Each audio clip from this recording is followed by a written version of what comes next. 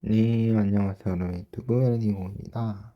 오늘 할 것은 바로 기사로 찾아보는, 뭐라고 얘기하지? 기사로 찾아보는 요즘 중동의 오일머니라고 정리하도록 하겠습니다. 네, 기사로 찾아보는 중동의 오일머니. 요즘에 또 중동 국가들, 뭐 사우디나 카타르 등등의 여러 중동 국가들이 스포츠계에 손을 뻗는 경우가 많은데요. 특히나 이런 국가들 같은 경우는 흔히 오일머니라고 하죠. 네, 기름으로 네, 이렇게 돈을 벌어가지고 그 돈을 가지고 신분 세탁하듯이 세탁기 돌리는 거예요. 쉽게 말해서. 이걸 언급하면 약간 좀 정치 쪽으로 가는데 이게 사실 정치랑 아주 밀접하게 관련이 있어요. 왜냐면은 사우디랑 지금 카타르가 인권이 정말 논란이 많이 되고 있습니다. 뭐 카타르 같은 경우는 카타르 월드컵을 짓기 위해서 이제 외국인 노동자들을 대거 이렇게 수용하게 되면서 노동자들 인권 문제가 생겼고요.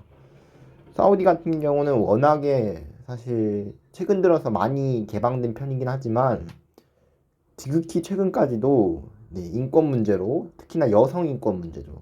네, 여성 인권 문제가 심각했고요. 지금도 현재 심각한 상태입니다. 이건 사우디뿐만 아니라 뭐 이란이나 뭐 이런 나라들도 그런 편이고요. 사실 이거에 비해서는 사실 아랍에미리트가 상대적으로 좀 서방에 좀 개방적인 스타일이에요. 그래서 어, 이런 여러 가지 논란들과 또 중동이라는 큰 시장이 네, 축구계 그리고 다른 스포츠계에 뛰어들게 되면서 뭐 골프 같은 경우도 이제 리브라는 이제 그 사우디아라비아 단체인데 여기가 이제 대회를 하나 새로 만들었어요. 사실 골프라는 게 저도 뭐 골프를 자주 보는 편은 아니지만 정리를 해드리자면은 PGA 투어라는 형식으로 이렇게 투어 형식으로 네, 뭐 쇼트트랙도 뭐 1차전 1차는 어디서 2차는 어디서 3차는 어디서 이런 것처럼 PGA 투어 형식으로 전 세계를 돌아다니는 형식으로 진행이 되거든요. 근데 그 형식을 리브라는 새로운 골프가 나오면서 완전히 바꿨어요. 네, 왜냐면은 기존에 있던 PGA 상금에서 리브 상금이 훨씬 더 컸기 때문에 네, 금액 차이가 말도 안 되는 수준으로 엄청 크다 하더라고요.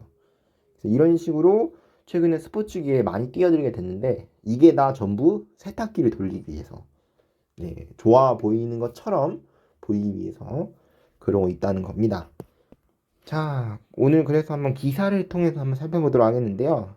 어, 일단 이 기사는 네, 마니아 타임즈라는 이제 기사인데 어, 이제 사우디아라비아 얘긴데 클럽 월드컵도 네, 개최한다는 거예요. 2023년에. 근데 이 클럽 월드컵이 네, 아시다시피 네, 이제 늘어나요. 그 티켓 수가 이제 확대를 할 예정이라서 사실 이것도 피파에 약간 논리가 있는데 피파가 지금 4년간 무려 9조 원의 수익을 지금 벌었어요. 근데 피파는 여기서 끝난 게 아니에요. 더 많이 벌고 싶어요. 피파의 지금 돈 순환 구조가 돈을 벌고 그만큼 돈을 쓰거든요. 그래서 그 피파는 돈을 많이 번 만큼 많이 쓰고 싶어요. 그래서 파이를 키우려고 해요. 지금 피파는 점점 지금 눈덩이를 위로 네, 점점 불리려고 하고 있다는 거예요. 월드컵 이제 다음 월드컵부터는 이제 북중미 월드컵부터는 이제 피파 월드컵 티켓이 늘어나게 되는데 이것도 사실 이 논리예요. 티켓 수를 늘려가지고 월드컵에 참가하는 팀을 늘리고 시장을 좀 더 키우겠다는 거예요. 이렇게 선수들 입장에서는 당연히 네, 부상 위험도 있고 네, 짧은 시간 동안 여러 경기를 뛰어야 되고 경기 수가 늘어나면 그만큼 대회 기간이 늘어나고 네, 이제 대회 기간이 늘어나게 되면은 리그에 투자할 수 있는 네, 시간이 줄어들기 때문에 일정이 더 빡빡해질 수밖에 없어요. 근데 피파는 네, 이제 관심 없죠. 그런 건 다 관심 없고 돈을 더 벌고 싶은 거예요. 돈을 더 벌어가지고 그 파이를 키우고 싶어하는 네, 그런 거고요. 그래서 앞으로는 지금 향후 4년 동안 13조, 약 14조에 가까운 수익을 현재 피파가 뭐 기대하고 있다. 뭐 이런 내용이고요. 그리고 여기 써져 있네요. 2025년부터 25년부터 일단 나와 있는 바로는 클럽 월드컵이 바뀐다고 하는데요.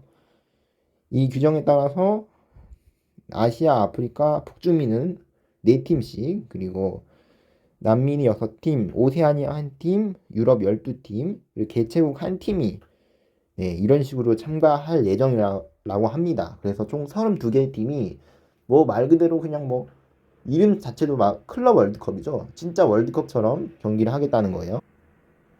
자, 그렇게 되면서 피파 입장에서는 돈을 벌고 싶다라는 의지가 북중미 월드컵이 사실 이제 캐나다, 미국, 멕시코잖아요. 근데 대다수의 경기를 사실 미국에서 치러요. 왜 그러냐면요. 지금 여러분들은 모르시는 분도 계시겠지만 미국 지금 현재 그 프로리그가 MLS, 메이저리그 사커라고 하거든요. 메이저리그 사커. 이런 식으로 부르는데 이 파이가 엄청 커요. 진짜 파이가 큰데 저는 솔직히 이거는 확실하게 얘기할 수 있어요. MLS가 K리그랑 비교해 봤을 때 리그 수준 자체는 K리그랑 비슷한 수준이고 오히려 저는 K리그보다 수준이 떨어진다라고 보거든요. 근데 K리그랑 MLS랑 가장 큰 점은 시장의 그 규모 차이예요. MLS는 점점 예전에는 몇십 년 전만 해도 사실 MLS 워낙 미국에서 축구는 비인기 종목이었어요. 하키나 뭐 다른 미국 4대 스포츠에서 밀린 그런 건데 지금은 뭐 미국 5대 스포츠라 할 정도로 엄청나게 인기가 많아요. 그리고 관중들도 엄청 많고요. 자, 관중들도 많고 스폰서들도 또 미국에서 워낙에 이렇게 글로벌 기업들이 많잖아요. 그러다 보니까 투자를 더 많이 해요. 자, 그러니까 당연히 돈이 많이 들어가고 선수들은 돈이 들어왔네? 더 좋은 선수를 사고 이런 스타 선수를 사다니 해가지고 선수들 이렇게 관중들은 더 많이 오고 그런 식으로 미국이 점점 파이를 이제 키워 나가고 있어요. 그게 차이예요. 그래서 리그 수준 자체는 사실 MLS가 높다라고는 볼 수 없는데 어 아무리 상위권 팀들도 높다라고 볼 수 없는데 그거에 비해서 쓰는 파이가 너무 크다는 거예요. 자, 그런 것처럼 사우디도 이렇게 공격적으로 스포츠 쪽에 투자를 하고 있는 그런 상황이고, 자, 그래서 이 클럽 월드컵뿐만 아니라 여기 나와 있는 바로는 지금 이미 2027년에 열리는 아시안컵 개최권을 따냈어요. 아시다시피 원래는 2023년에 열리는 이번 카타르 아시안 게임 있잖아요. 이것도 사실은 2023년이 아니라 지금 2024년이 될 것 같아요. 이 아시안컵이. 이게 왜 그렇게 되냐면요. 원래대로라면은 동아시아에 개최가 되고 5월에서 6월 정도에 개최하게 되는데 서아시아는 이 지금 중동 같은 경우는 서아시아는 그만큼 여름에 덥기 때문에 사실 힘들어요, 개최하기가. 그래서 겨울 개최로 가는 거거든요. 그래서 이번 카타르 월드컵도 최초로 겨울에 열리는 월드컵이 됐어요. 그런 것처럼 앞으로는 이런 경우의 수가 좀 더 많아질 것 같아요. 중동에서 스포츠 대회들을 많이 개최하는 그런 현상들이 뭐 앞으로는 뭐 그냥 비일비재할 것 같고요. 왜냐? 피파는 파이를 원하고 중동은 파이를 주니까.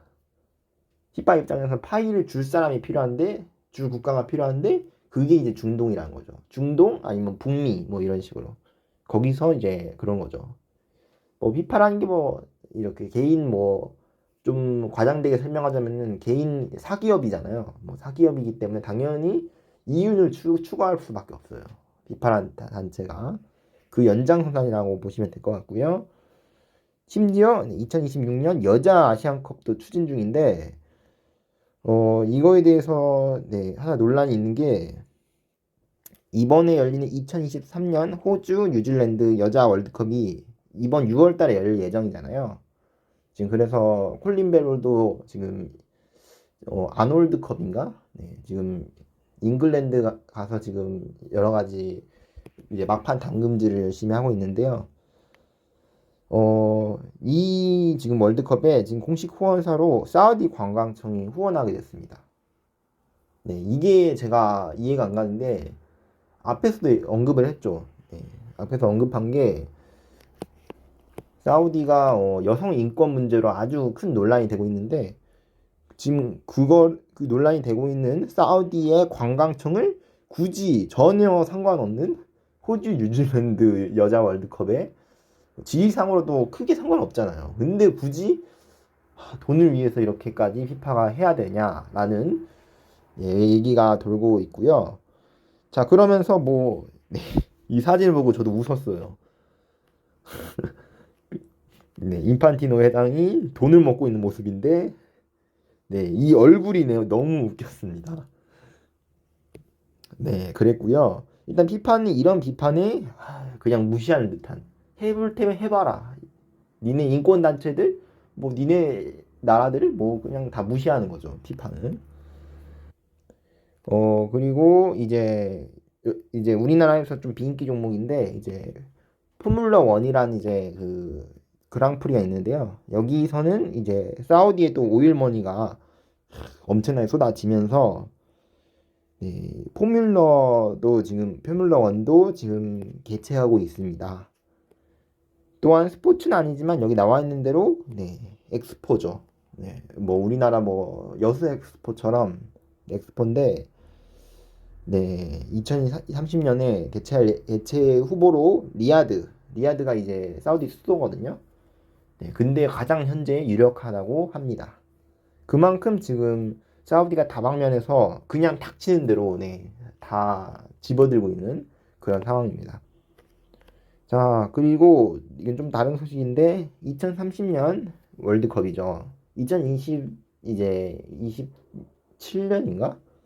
26년이죠. 2026년 북중미 월드컵도 개최지가 확정이 됐는데 아직 2030년 월드컵은 개최지가 확정이 안 되고 후보지만 나오고 있는 상황이에요.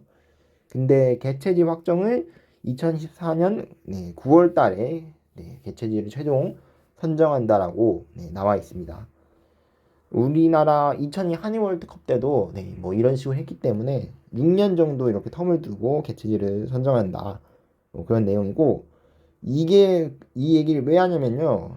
앞서 뭐 북중미 월드컵 하다가 갑자기 여기로 왜 넘어갔냐면은 여기 지금 유치하겠다라고 관심을 드러낸 이제 후보들이 지금 사우디가 있어서 그래요. 여기 후보 중에서 사우디, 뭐 이집트, 그리스 뭐 이런 식으로 세 개의 나라가 연합해가지고 이제 개최 후보로 내겠다 이렇게 얘기를 한 건데 이게 왜 그러냐면요.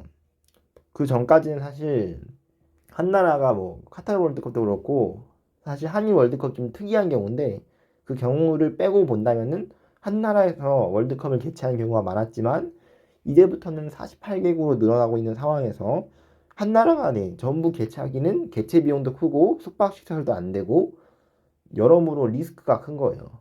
그러다 보니까 앞으로는 이런 식으로 공동 개최 형식으로 하는 경우가 더욱 늘어날 것 같고요. 북중미 월드컵도 사실 이런 그 연장선상이라고 보시면 됩니다. 그래서 이번 2030년 월드컵에는 사실 이제 피파 월드컵 100주년이에요. 100주년인데 초대 월드컵 개최지가 이제 우루과이였어요. 그래서 우루과이가 지금 명분상으로는 앞서고 있는데 우루과이 뭐 아르헨티나 뭐 칠레 파라과이 뭐 주변국들과 함께 개최하겠다라고 했는데 사실 힘든 게 2014년 지금 그 피파 월드컵 이후로 남미가 좀 많이 죽었어요. 남미 시장이 죽었다기보다는 피파 입장에서는 남미가 썩 매력적이지 않다라고 약간 보는 것 같아요. 왜냐하면은 지금 피파가 지금 돈을 벌 수 있는 데가 중동이 있고요. 그리고 지금 아시아도 지금 잠재져 있는 시장들이 좀 많거든요. 잠재져 있는 시장들이 많기 때문에 특히나 동남아시아, 네, 동남아시아는 축구 수준이 떨어지는 거에 비해서는 사실 축구 열기가 엄청나요. 우리가 상상하지 못할 정도로 뭐 인도네시아에는 이제 다른 팀 이제 원정 경기를 가는데 장갑차가 동원돼요. 장갑차가 왜 동원되냐면은 하도 이 사람들이 이렇게 달걀이나 이런 거 던져가지고 안전을 위해서 네, 그렇게 한다고 합니다. 그런 것처럼 열기는 엄청 뜨거운데 그에 비해서는 아직은 네, 그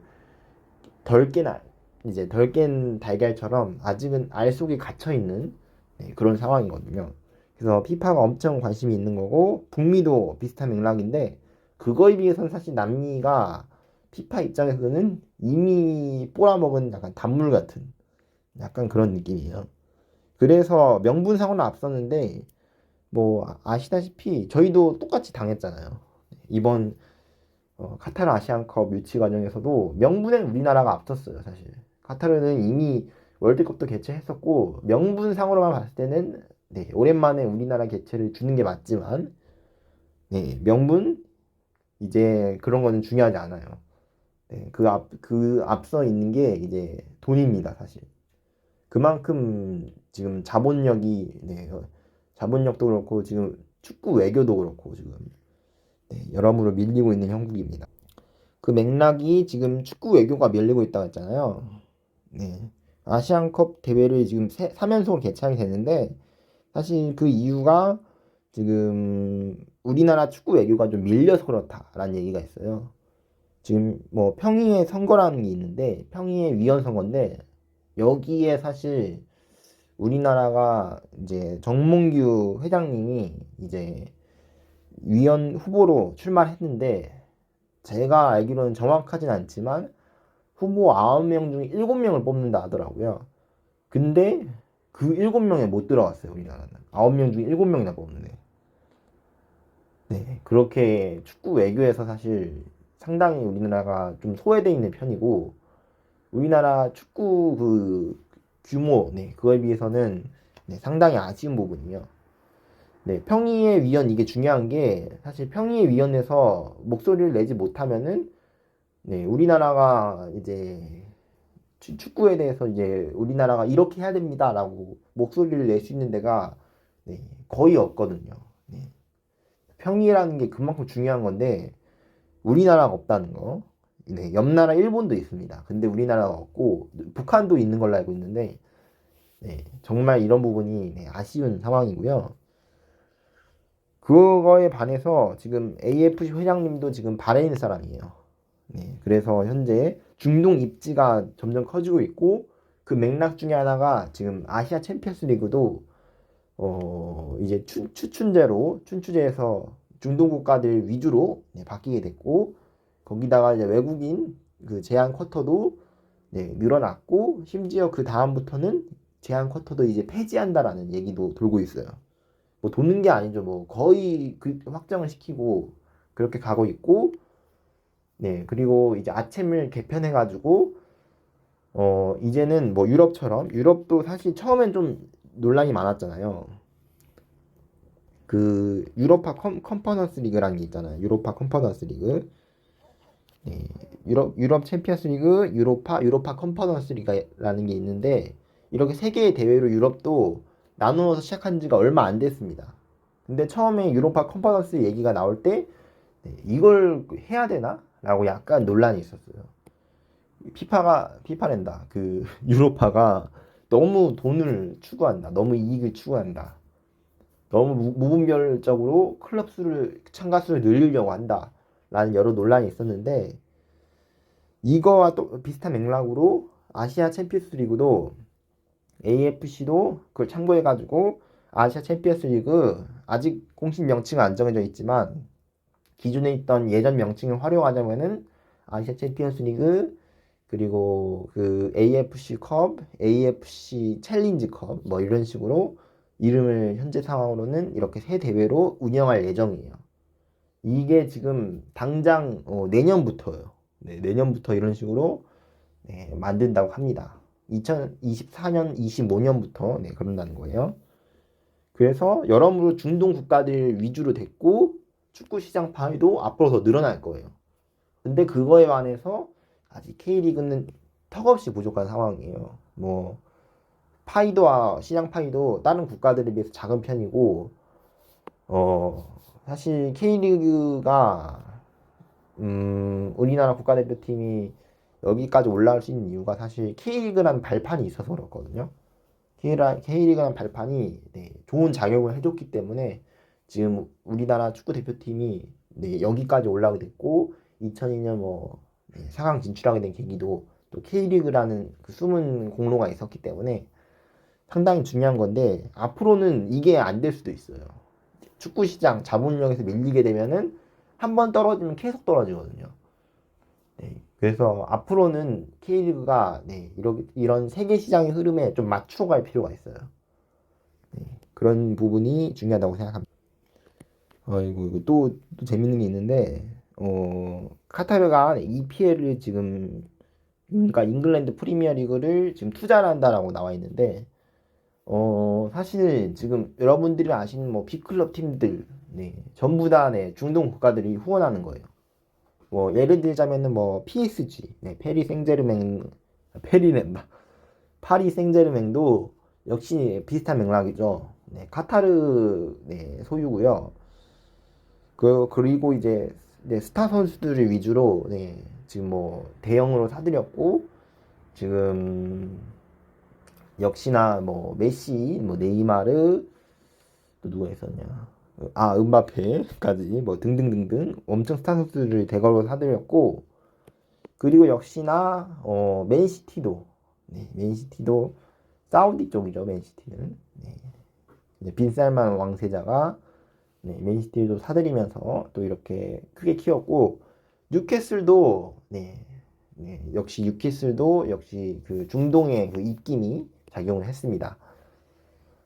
사실 뉴캐슬이 작년 시즌 같은 경우는 크게 반등하지 못하면서 괜히 이거 사들였다라는 얘기가 있었어요. 뉴캐슬이 순위가 워낙 중하위권일 때 이었을 때 뭐 사기도 했었고 어 워낙에 사들인 이후로 대형 영입을 그래도 몇 번 진행했는데 그거에 비해서는 좀 부족한 감이 있었거든요. 근데 이번 시즌 들어서기부터는 완전히 지금 달라졌어요, 상황이.